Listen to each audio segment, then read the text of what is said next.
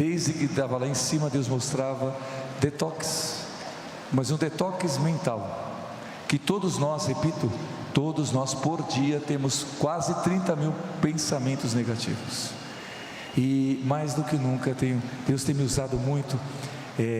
Quem passou por depressão, quem passou por síndrome de pânico, aliás, a última pesquisa, a mais recente agora, 84% dos brasileiros que estão com problema de passando por saúde mental, portanto transtorno mental, por causa de dívidas.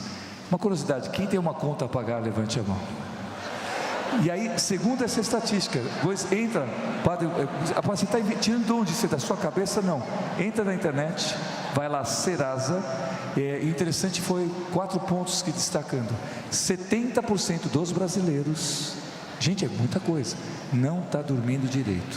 Segundo, 61% tem vergonha, não, aí é menos, 49% tem vergonha de contar para os outros que está com dívida, o que o outro vai pensar. E aí, casos que a pessoa, para pagar uma dívida, vai no banco, depois depois entra na dívida, alguns entram até com a agiota. Bem, isso vai tirando a paz. O que é a saúde mental? É ter bem-estar. Sanidade, a palavra é bem-estar. Quando você perde a paz, afetou sua saúde. E quando eu falo por saúde, não dá para separar 4 partes: física, psicológica, emocional, que não é a mesma coisa, e espiritual. Então não é só o tripé. Quem aqui está sentado numa cadeira? Tá? Geralmente eu falo do tripé, tem diferença. Olha para umas câmeras, a câmera tem tripé, são 3 pés. Vocês estão sentados em 4 pés, não é isso? Tiram desses pés aí, dá até para ficar, mas vai ficar meio assim, pampo. Tá? Então são 4 pés a cadeira. O ser humano, nós somos, vou repetir, físico, emocional, psicológico, espiritual. Escrito há 3.000 anos atrás. Quando eu converso, tenho a oportunidade de falar, e graças a Deus eles estão bem abertos com os médicos de mente e psicólogos.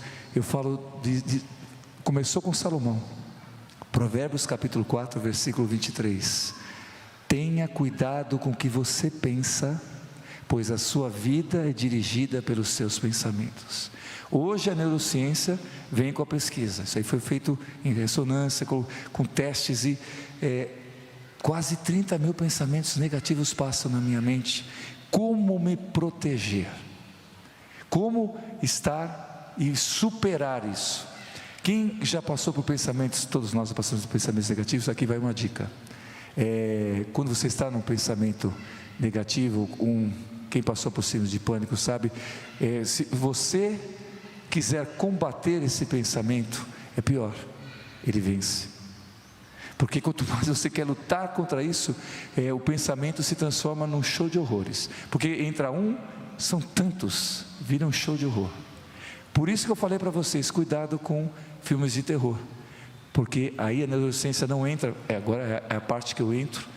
O mundo espiritual é real. Nós não vemos, mas eles são reais. As forças do mal são reais. E muitos pensamentos, o que eu peguei de pessoas ao longo do mês de outubro, setembro já também, padre, do nada, vinha pensamentos suicidas. Eu estou dirigindo o carro, padre, me vem uma vontade de bater o carro.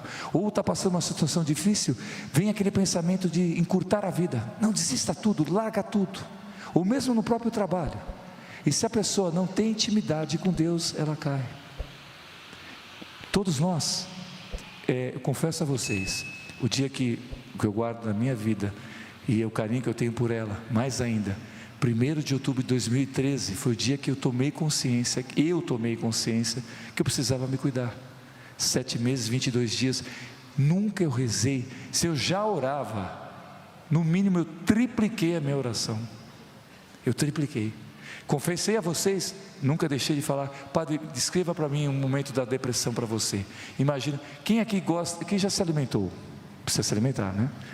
Até nisso muitas vezes eu perdi a vontade. Você perdeu o gosto da comida.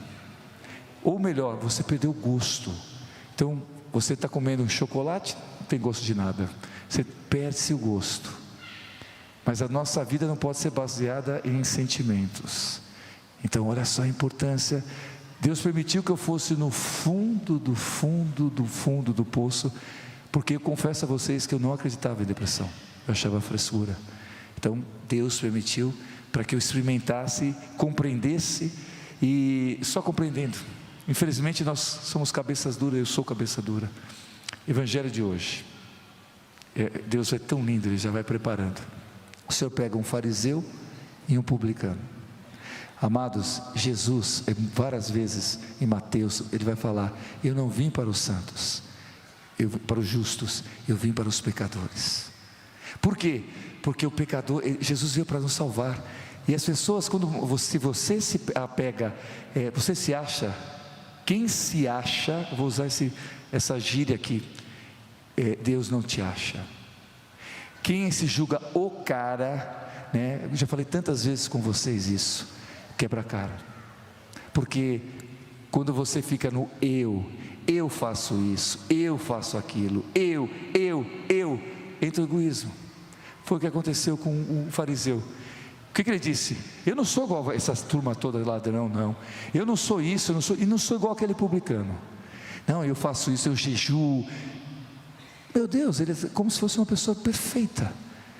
E Jesus, puxando a orelha, vai explicando. Aquele outro reconhecia que ele era pecador. Nós somos pecadores, nós falhamos. Então, enquanto eu reconheço a minha pequenez, Deus pode agir. Feche os olhos um pouquinho. Eu vou compartilhar com meus filhos, netos, e depois de BH, a mulher me provou que eu tenho até bisnetos na fé. Todo sacerdote, o correto seria chamar meus filhos, tá? Eu chamo meus amados desde o início, mas o correto seria, pode ver que a maioria dos sacerdotes, meu filho, minha filha. O padre é pai espiritual. Padre, por que você não chama assim? Porque é uma experiência que eu tenho com Deus, que eu quero compartilhar com vocês, que é amado, amada. Mas hoje meus filhos, meus netos, meus bisnetos, preste atenção no que eu vou falar. Deixa Deus ser Deus. Quando fecha os olhos. Vamos voltar aqui na alfabetização. Criancinhas, depois papai, mamãe, pega com a sua professora a palavra, 2 letrinhas, EU. A minha missão aqui na missa é ensiná-los a colocar TS, ou separar o eu. Eu posso fazer de 2 modos. Eu prefiro agora separar o eu. Eu quebro o eu. Então, vamos lá, trabalhar com letras, hein? Pena que eu não tenho aqui um quadro para vocês, mas vamos imaginar na mente. EU, letras EU.